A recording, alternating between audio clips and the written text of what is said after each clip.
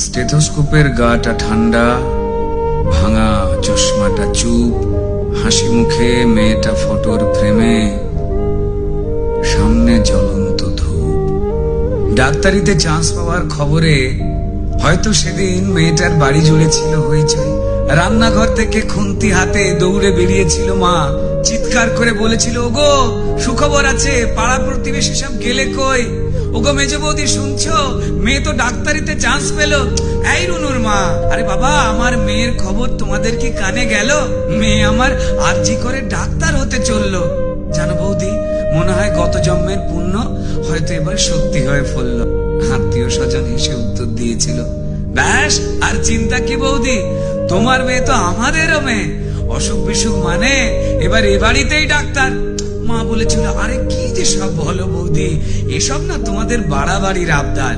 শোনো বৌদি, আমার মেয়ে না দেশের সব খবর জানে, কত গরিব মানুষ চিকিৎসা পায় না, আরে বাবা তাদেরই তো বাঁচাতে হবে প্রাণে। ঠাম্মা পাশের ঘর থেকে বেরিয়ে বলেছিল, হ্যাঁ তোরা আমায় কি একটু কথা বলতে দিবিনি? তা বলি গলায় স্টেথোস্কোপ ঝোলার পর আমাদের চিনতে পারবে তো আমাদের এই ছোট্ট ডাক্তার নেই?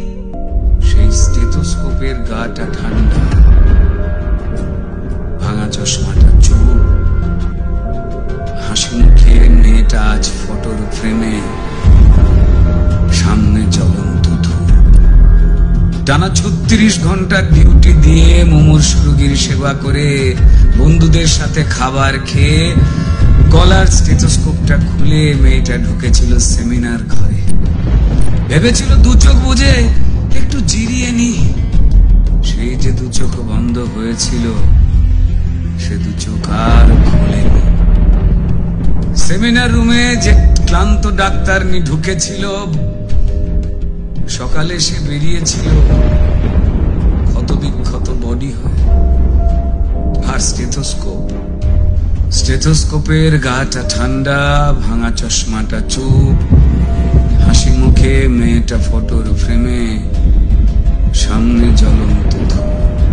যে দিত প্রাণ সেই দিল প্রাণ, হাসপাতালের ঘরে শরীর জুড়ে হাজার ক্ষত, মেয়েটা গেলই মরে।